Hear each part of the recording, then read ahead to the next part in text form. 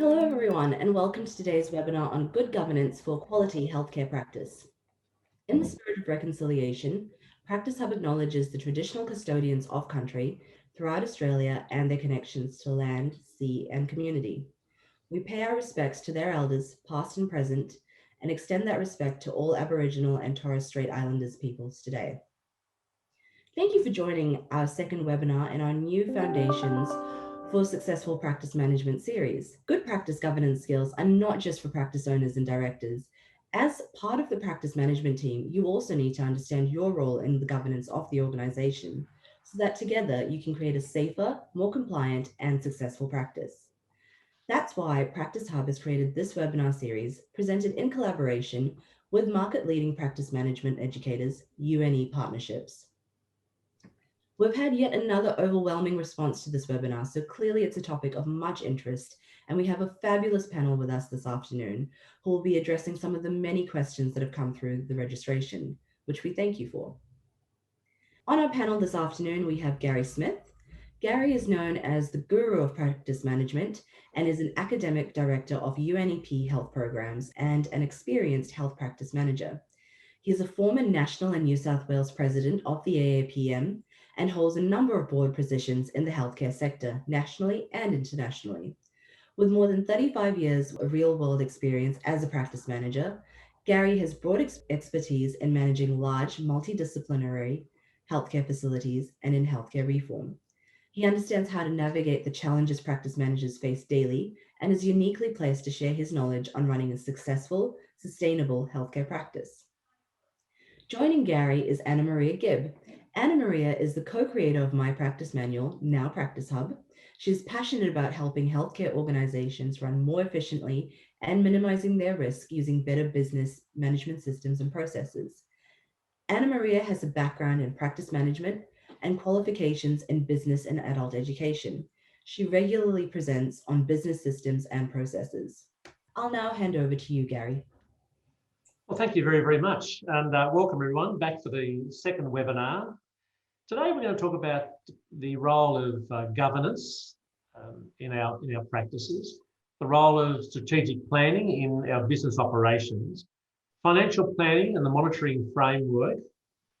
And of course, Anna Maria will talk about Practice Hub around how to prepare for accreditation in relation to the framework of corporate governance. Corporate governance is a system by which businesses are controlled.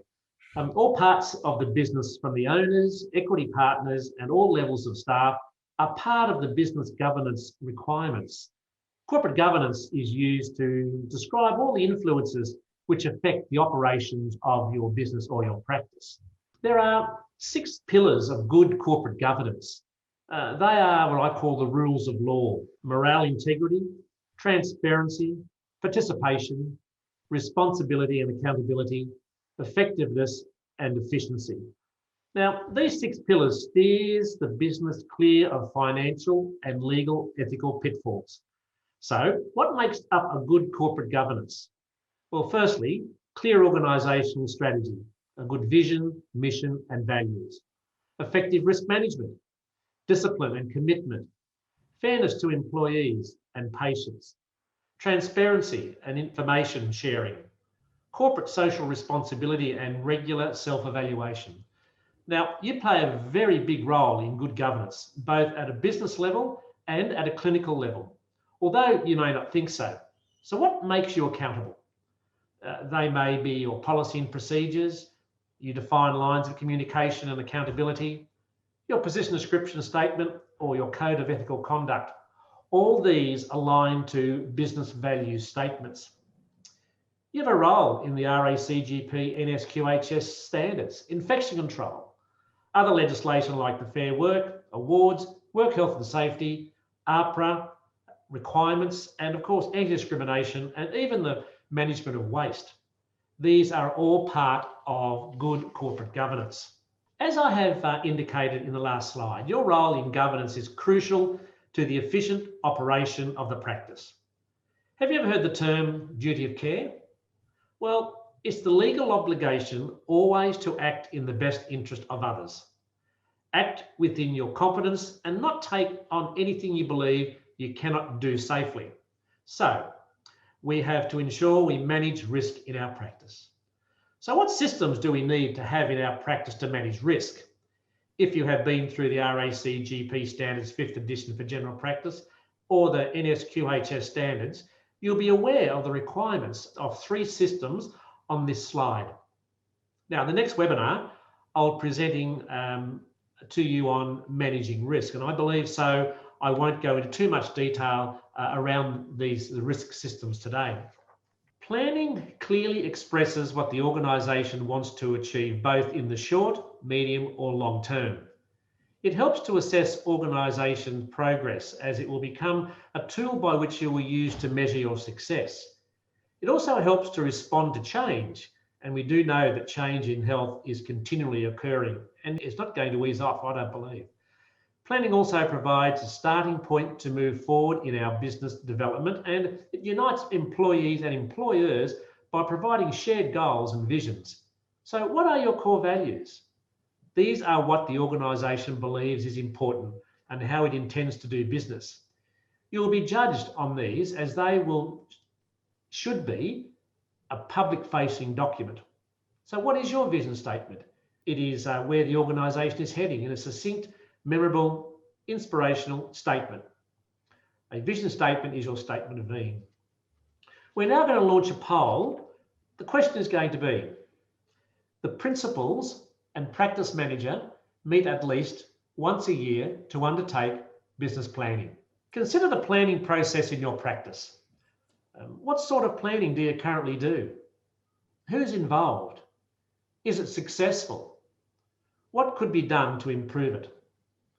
Ask yourself the question, what business are you in? What experience does the owner and the team bring? What are some of the key factors in your specialty? Thanks very much for completing the poll.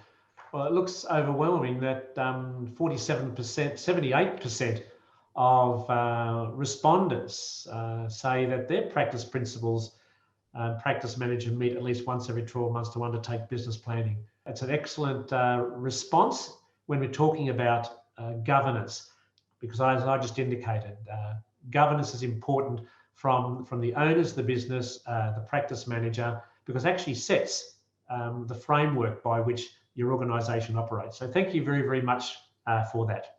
Although many of us develop plans to achieve our personal goals and objectives, the types of plans we set will vary according to the level of responsibility and the magnitude of the goal we want to achieve. For example, the type of plan we develop to coordinate dinner for 6 at a local restaurant will vary enormously from the plan required to orchestrate a move into a new premises, including refitting the building, locating various work groups logically, and arranging any necessary upgrades of equipment. Strategic planning sets the focus for an organisation's future activities with a long-term perspective. Now, strategic plans in turn affect the development of other plans further down the organisation.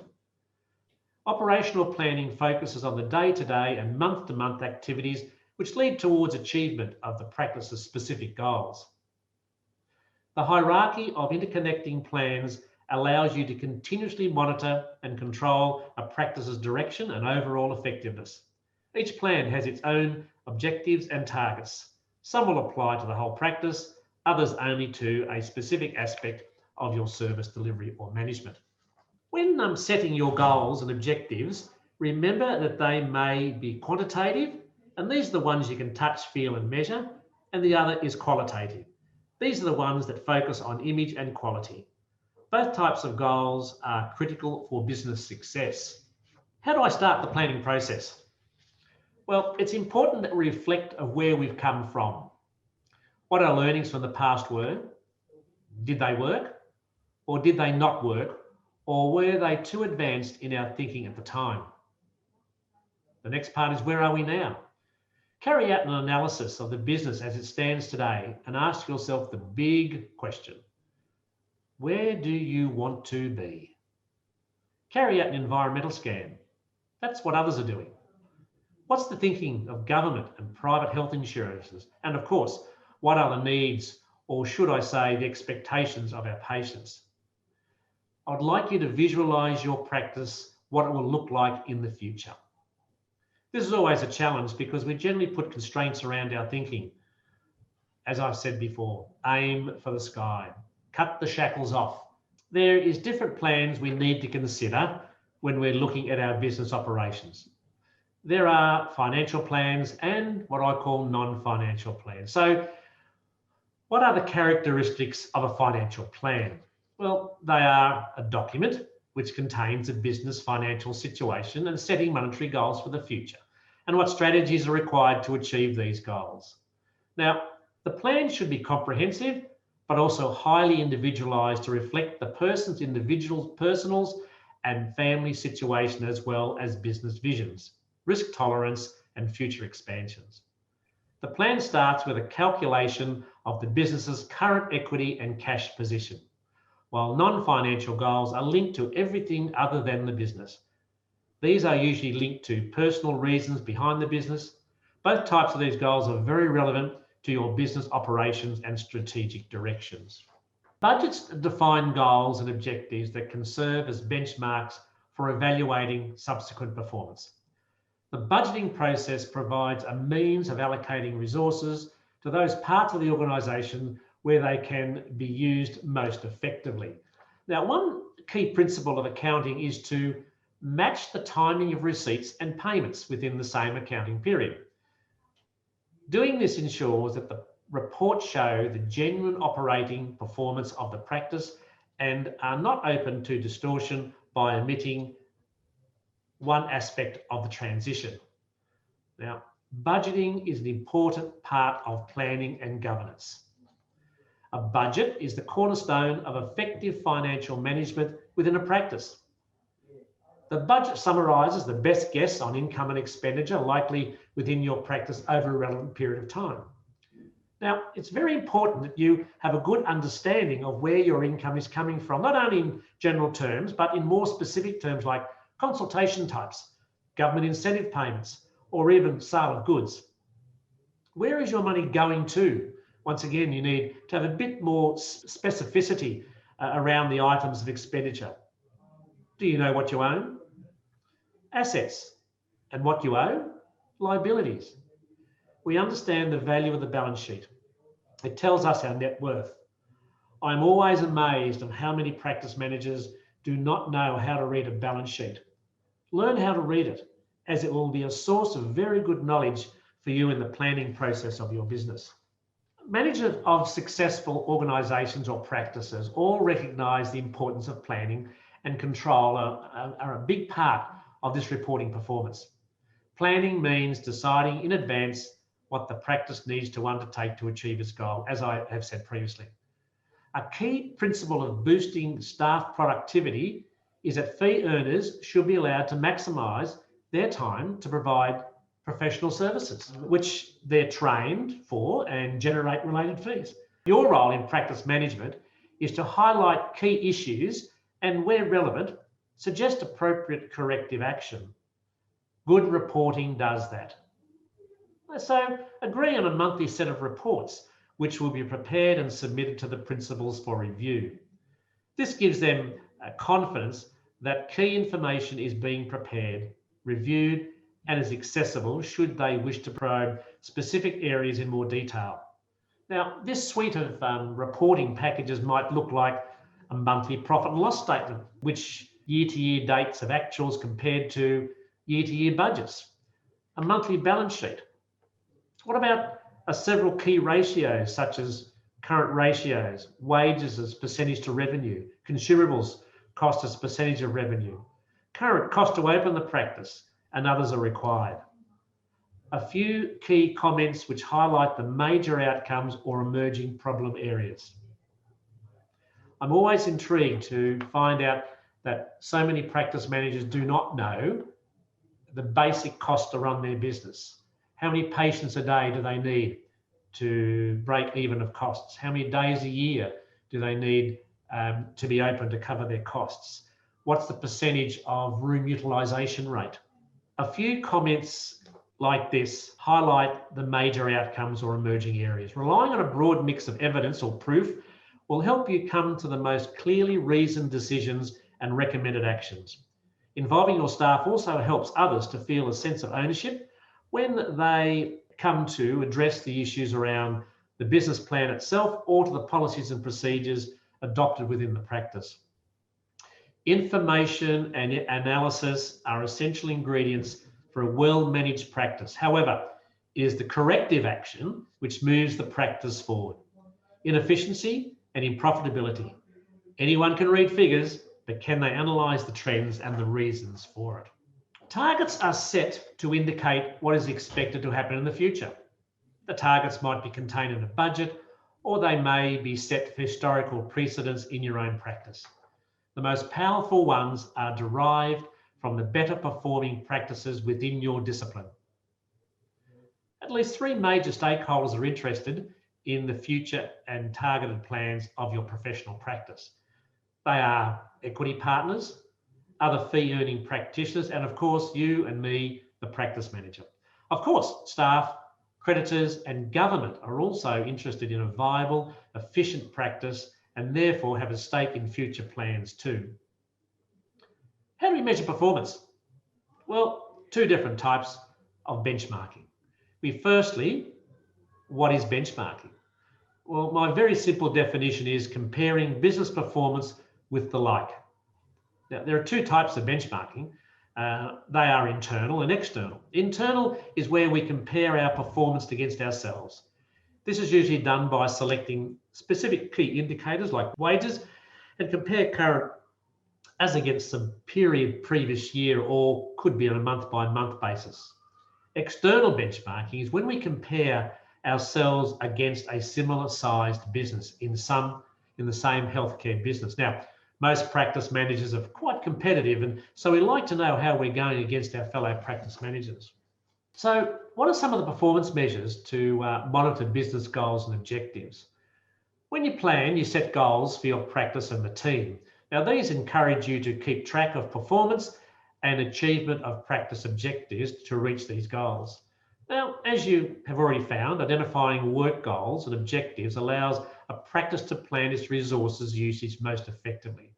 Now, I'm going to ask Anna Maria here if she could provide some framework around practice objectives when we're talking about policies and procedures in the practice.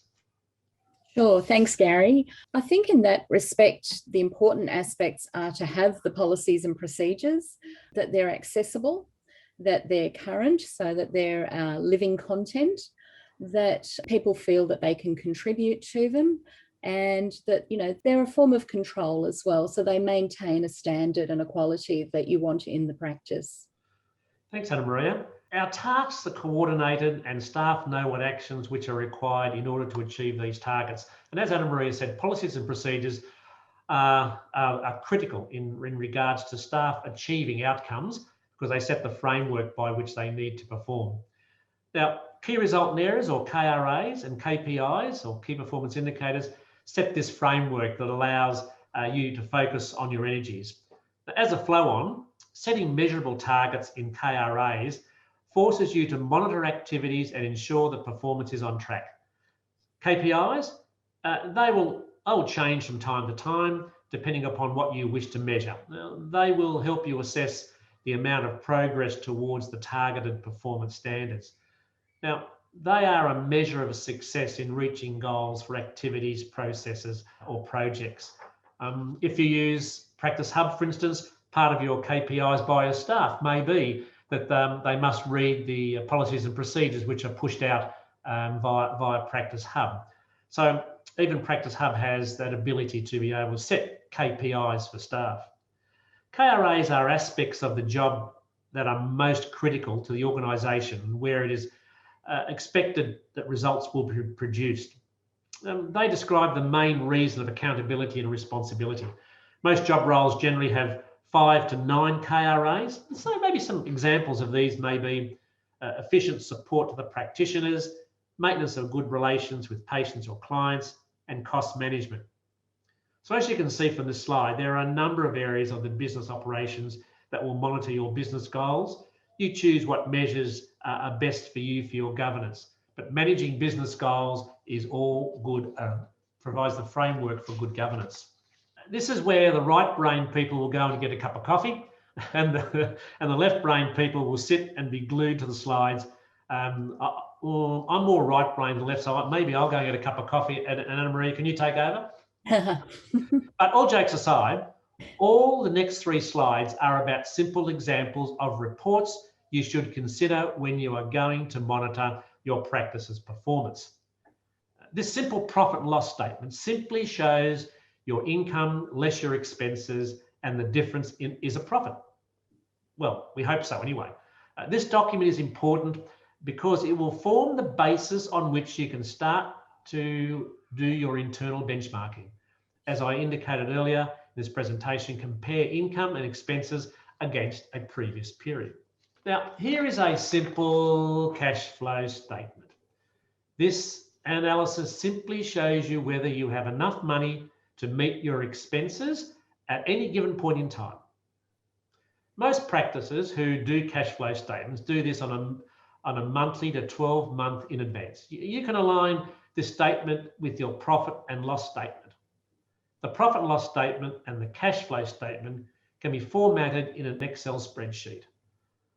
The right brain is back from going to their coffee yet, or the left brain is still absorbing what I'm saying?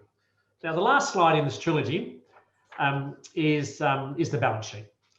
As I said earlier in the presentation, most practice managers or practice owners leave this to their accountant to prepare, and generally doesn't mean too much, but can have a serious implications of obtaining loans, increasing overdrafts, and the like.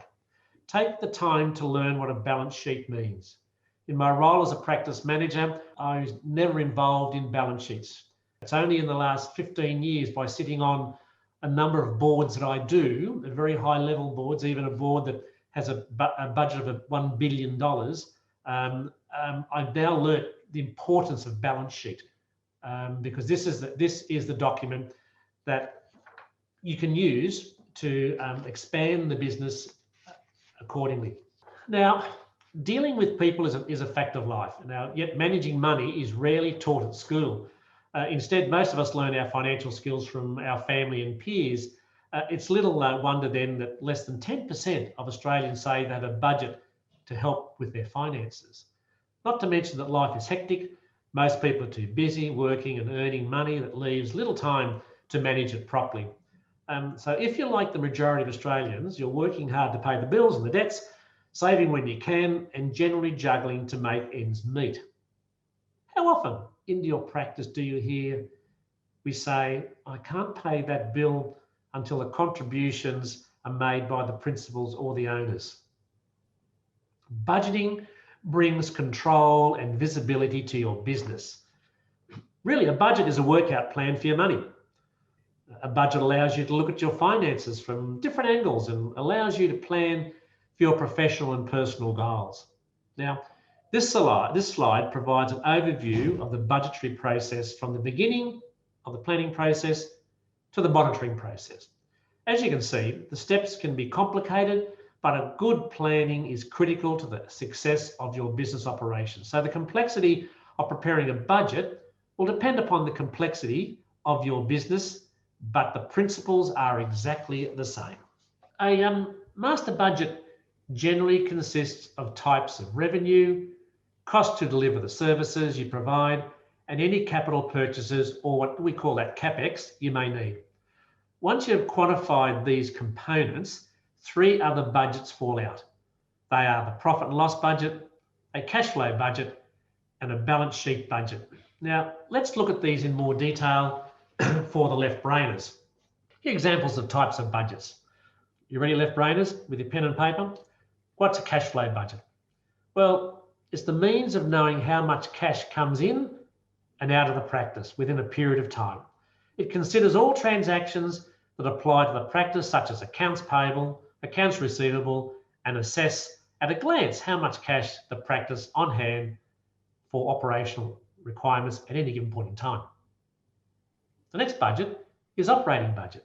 Now, this helps daily monitoring of services and activities, resources, staff and practitioner ratios, overheads, administrative costs, and operating supplies.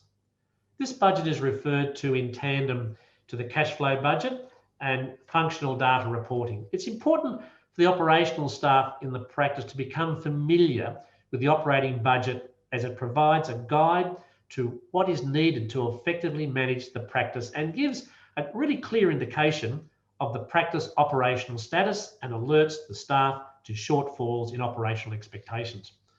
Now, the last one is the master budget. The master budget presents a complete picture of the practice position and is a collective measure of all the data gathered for all the supplementary budgets. The master budget combines all factors such as operating expenses, assets, patient fees, all income streams, and allows the practice to establish goals and evaluate current and future performances. The left brainers, you can come back now, because the next slide is not really about the respective budgets or the importance of planning, but financial accounting systems are essential for all practices to remain informed of its progress and financial position. Now, these reports become especially powerful when they prompt action to control operations, as I've said in previous slides. Control implies comparing what has happened against what is anticipated or expected. Control reporting therefore involves budget figures within a practice accounting system. One of our best outcomes in the introduction of GST system is that we now have to report to the ATO every month or quarter. Having to do this gives us the ability to have a fairly up-to-date set of data to use to monitor our business operations and performance. Much of the information we consider can come from our properly constructed accounting reports, as I've said, the profit and loss, the balance sheet, and equity reports and stock in trade for accounting packages. The cash flow report might be extracted manually or might be in a pre-formatted report. A good accounting package will offer many report options that will help you to review and analyse the coding of transactions and the underlying financial performance of your practice. At other times, you might use spreadsheets to report and analyse the data which comes from an accounting package. We're going to now launch another poll, and the question is, we'd like you to answer is, how often do the principals and practice managers in your practice meet to discuss performance management? And Anna Maria, I think I might get you to take us through what the results of this may be. If you've got any comments on this, that'll be great.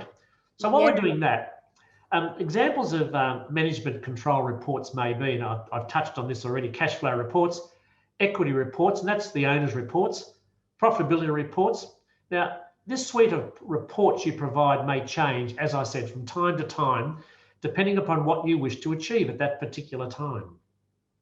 Some important points to remember when monitoring your business performance are around: assess core business activities, assess your practice team efficiency, and ensure efficient and effective use of resources, especially those of information technology, around using software tools like MyOb, Xero, QuickBooks, and please do not forget Excel, which is an amazing, powerful tool, which I have in the last 5 or 6 years start to learn to use. Because I don't use it very, very much, I still struggle with formulas accordingly.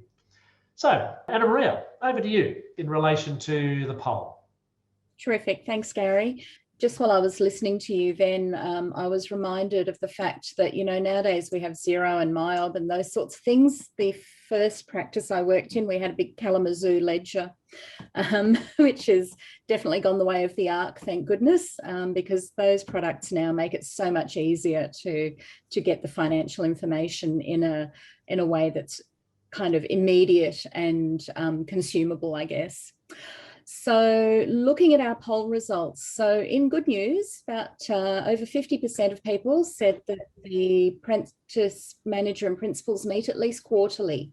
So I think that's terrific news. About a quarter meet at least annually. Sort of around the sort of 13%, the principals meet without the practice manager, which I think is, you know, it's one of those things where the practice manager probably has a lot of value to add to that in those situations, and it would be good to include them. And a few people weren't sure. So as I say, the good news is over half are meeting at least quarterly. Thanks very much for that analysis, Anna Maria. And I think the last one, I think it's very important that the practice manager meets with the principals in regards to practice performance, because it sits with the practice manager for performance purposes. Now, we are aware that a lot of practice owners or equity owners don't wish to share the finances with staff. That's fine, that's okay. They don't have to. But as long as there's some framework which is set around regarding which is the best way to do that. So thank you very, very much for sharing those polls. Well, what are the takeaway messages from today? Well, firstly, I think one of the most important things, understand your role in the governance of the practice. Where do you fit in managing governance? Now, this could be legislative requirements, or it could be financial requirements. Be a part of the strategic planning of the practice. You may form part of it or all of it. Generally, most practice managers are not 100% involved because, as I said, there is the financial information and the personal objectives of the principals that the staff may not need to know. You understand and use your financial reporting tools. This is really critical. How to utilise, how to get those reports. But remember, when we're looking at financial reporting, rubbish in, rubbish out. You've got to put the right information in to get the right information out. As I said in the presentation, it's easy to plug figures into a system. But the skill is, how do I interpret them? Learn how to interpret financial reports, because understanding the outcomes of a report allows you then to move the practice forward. And of course, the other takeaway message is to continue to monitor the operations of a practice in one way or another by the model that Anna Maria and I spoke about, is by benchmarking yourself, comparing yourself against yourself, or comparing yourself against likewise within the industry, while at the same time ensuring you've got some really good KPIs set up, some really good ratios set up that you can continue to monitor yourself against. So Anna Maria, over to you. Terrific. Thanks, Gary. We just, before I go on with the demonstration, we have a question about sort of financial reporting that's kind of looking back as opposed to systems that are out there that do it in real time. And I think, Gary, that is one of the benefits now, isn't it? We can get this real-time reporting as well. You do still need that bit of looking back to look ahead, don't you? The challenge with real-time reporting, Anna Maria, is the fact of it can be micro. It's at this minute. And I think when we're reflecting upon performance of our practice, it has to be on a longitudinal look at, because today's very busy, tomorrow's not, but at the end of the week, it's all panned out. So just be mindful of real-time, on-the-spot reporting. It has its advantages, because there could be something at that point in time, like something around COVID item numbers, how are we going today, etc. on that, versus making a strategic decision of the practice where we need historical figures to look at strategic direction and planning for the future. So they are two separate types of reporting, Anna Maria, and we need both, but for good we need the past. Perfect. Lovely. Thanks, Gary. All right, so as Gary mentioned, I'm going to talk to you about how Practice Hub can be a valuable tool in setting up your good governance processes. And so today's demonstration is really just a light touch, looking at the key areas that really connect back to that governance component. The platform itself has so much more that I won't be showing you. So let's get started with that. So Gary talked about the fact that good governance is around processes, compliance, rules, policies and procedures, and that these things set the tone for the organisation if you have them set up. And in our Practice Hub system, the two key areas I'm going to focus on are the policy and procedures and the tasks area. And so within the policy and procedures manual, you can see I'm going to have to log in again, thanks to our excellent security.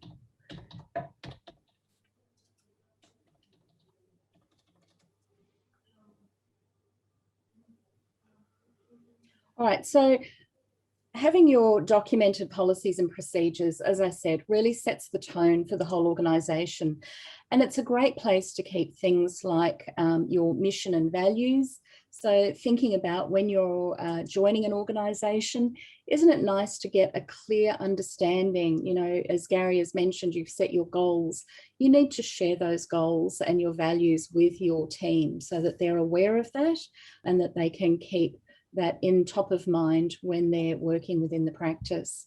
So I've got an example here from the Mayo Clinic, which, you know, they talk about what their mission is, and then they have some value statements, so around respect, integrity, and so on. So those are something, as say, just at that very high level, what is our mission? What are our values? What do people need to be aware of? Now, the other thing that Gary talked about was organisational structure. Now, in this example I've got here, our policies and procedures are laid out in alignment with the GP standards. If you're not in a GP practice, you can set it out in the other different layouts as well. But again, it ties back that, I guess, regulatory requirement to why you do what you do, bringing it back to those standards that you work towards. The other thing that this process can do is it can really set the expectations clearly around what people need to do or what they can and can't do. And so a good example that I like to look for is the social media policy, because that's such a topical current item in today's practices. So we can see here that, you know, we've got our policy, which focuses on why we do what we do, and we've got our procedure. So when people have read this, they know exactly what the expectations are. And you've got a standard to hold people against or a process to hold them against. So did we know that employees must get appropriate permission before posting or referring or posting images of current, former employees, contractors and patients? So making those things clearly spelt out up front will reduce the issues later on down the track. Other areas that are really relevant from the point of view of your requirements is things like your human resource management policies. So we've got here, you know, what are our tasks? What are our responsibilities by role? What's the code of conduct for the practice? What are our expectations around people's behaviour in there as well? So it's very simple. And one of the key things in here is, I guess, you know, you're looking at this and thinking, gosh, that's a lot of text. Gosh, do we have to write all that? And I would suggest that, you know, it's easier to review than it is to write. And when you get the Practice Hub platform, you can have all of this content provided to you. And when it comes to the reviewing process, often you'll find the policy is very you know, aligned with any sort of healthcare practice. And it really comes down to the procedure where you need to go and make sure that you reflect who, how, and when things are done within your organisation. But as I say, it's much easier to review these things and customise them than to actually write them from scratch. So I think that's an important thing to think about when you think about how you use your time as well. You know, procedures around things like, you know, your sharps management. So having all of these things clearly documented, very important as well. So, you know, we've got our waste management policy, we've got our sterilisation ones as well. And it's important to have all of those things because, you know, we're reducing risk, but we're also setting up our best practice, high quality framework as well. Now, these things don't live in a vacuum. So the other thing that I think is really useful to do, going back to my favourite human resource management area, is position descriptions. Once again, we've got a policy and a procedure. Everyone has a position description. It reflects what they need to do in their role. And here, made transparent and clear to everyone, are the position descriptions. So there's no mystery around what's involved and who's responsible as well. So the other thing that Gary talked about was very much around the 6 pillars of corporate governance. And out of those 6, I think the ones that really resonate with me for where something like Practice Hub comes in is around that transparency. So you can give your team access. Gary, you know, you would probably know that there's oftentimes you'll go to a practice And things like the policies and procedures are in a manual, in an office, out of everyone's way.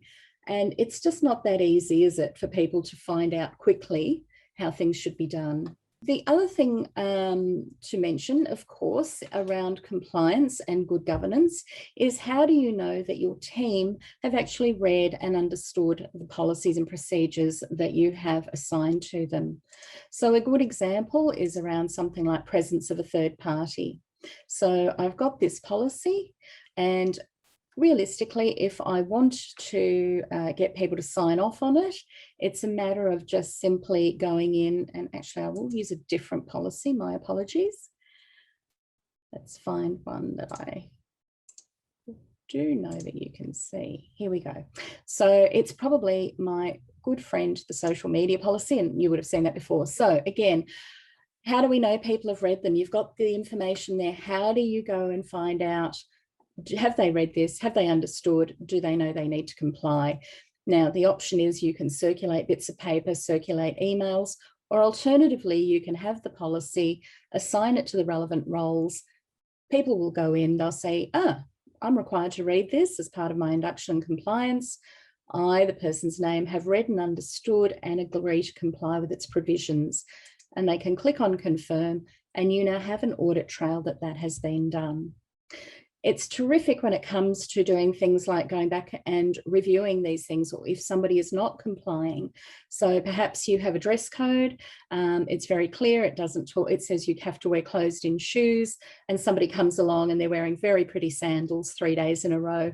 You can refer them back to the dress code. Hey, you signed off on that dress code back on the 13th of February. Can I remind you that one of the pieces in there is around closed-in shoes? So it's a much simpler way of managing that compliance component. Now, the other aspect that Gary mentioned in those 6 pillars of corporate governance was around participation. And one of the things I feel is that it's so good if people see something and they can comment or give you a suggestion as the practice manager or the practice principal. It shouldn't just be one person's burden to manage all of this. You have a whole team of capable people. Let them get involved. And if they see something, they can easily report it to you. So here's my social media policy. Anna has gone through and sent me a contribution. What does she say? She says, what about instant messaging? That's not referenced in this policy. That's a good point. I hadn't picked up on that. I will go through, have a think about how we should implement that part of instant messaging into our social media policy.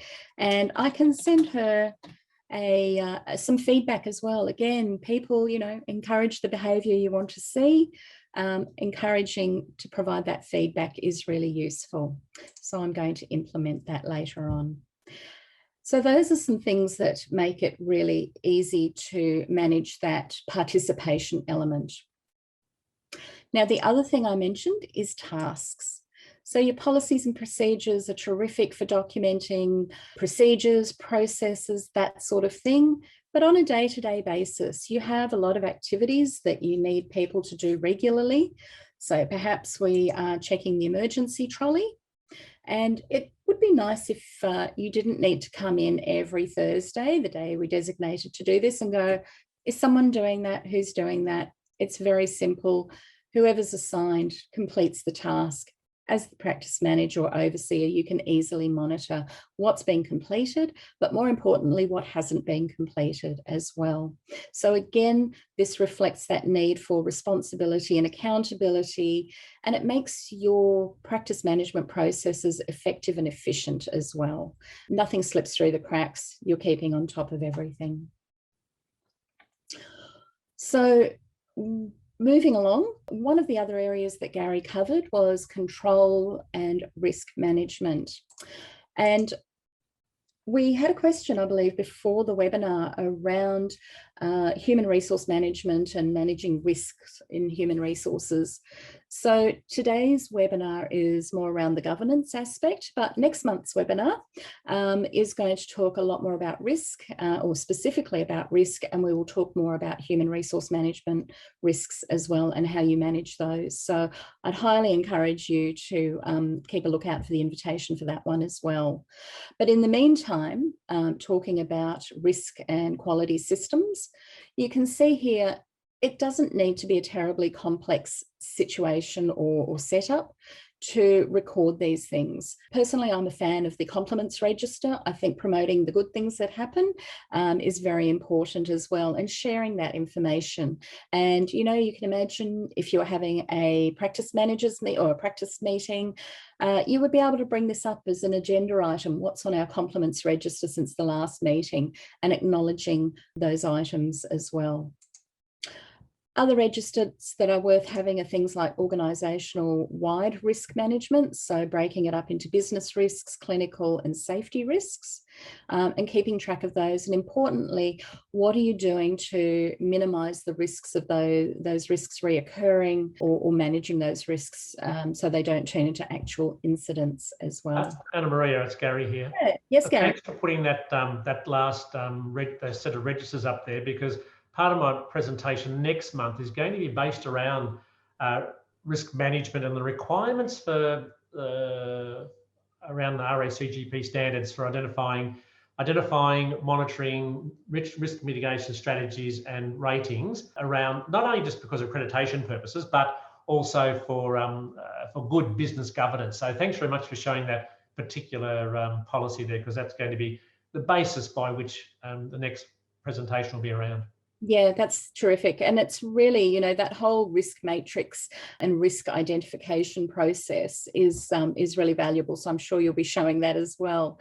But, even just looking, this is a list of risks that we've put together, and to make it easier to categorise them and therefore then prioritise them. But you can see there are a range of different risks, and categorising them, prioritising them for action is so important. So, Gary, that's going to be a really good session. By the rate you're going, Anna Maria, you can run the next session yourself. Oh, brilliant.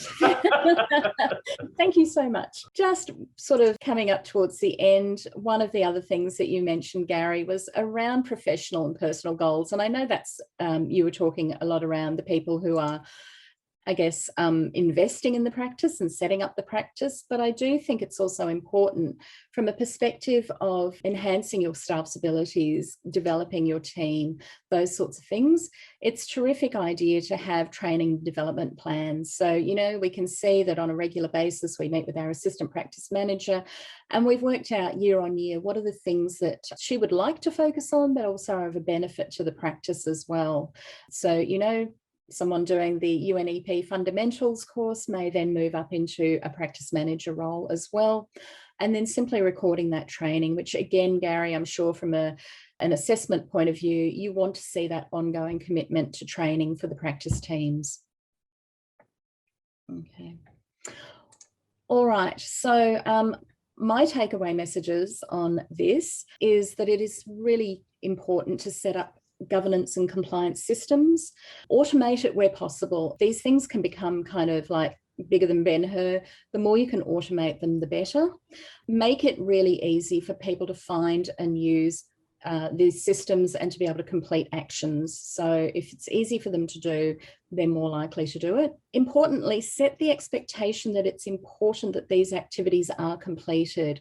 So if you value this, you want people to do this, then you need to monitor it and set the expectation that the things will be done. And then you spend less time following up on things, wondering what's been done, what hasn't been done.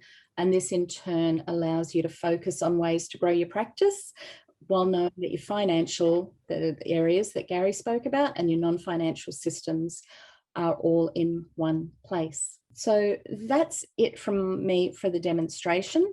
I think we'll probably hand back to Persephone for any final wrap-up comments. Thank you so much for that, Anna Maria, and thank you, Gary, as well. There was an additional question that did come through the registration as well. It was around wanting to know about any good governance tips and tricks and help to really help general practice existence and morale among GPs.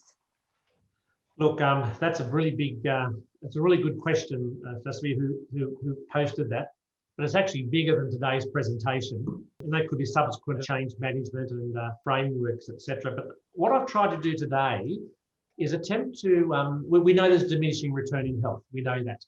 But good reporting, real-time, active information allows you to make informed decisions at a given point in time. If we don't have access to good data, a good planning process or a good framework like that, we cannot make informed decisions effectively. We'll make wrong decisions.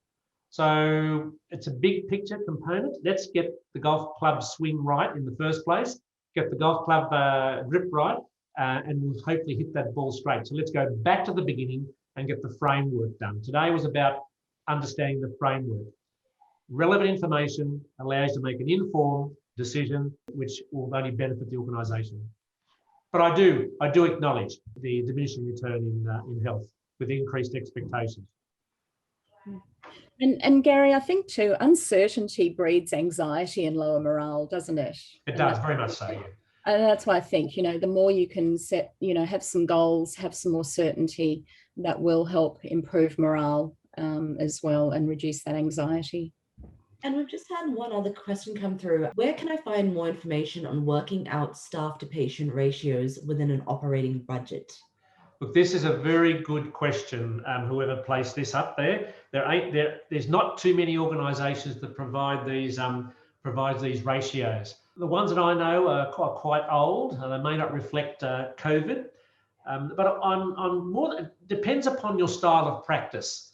Are you a full bulk billing, no appointment basis? Are you a full private appointment practice with full private billing? Are you a blended payment system? Each one of these has a different ratio. Now, what I'll do, Anna Maria, I'll give you the undertaking in the next presentation when I'm talking about risk. I just might put some ratios up there, some range of ratios up there, which will sort of fit into how do I manage my risk in relation to HR, and part of that is our staffing level. So I'm quite happy to put the slide up in the next presentation, Anna Maria and Fesabi, around that.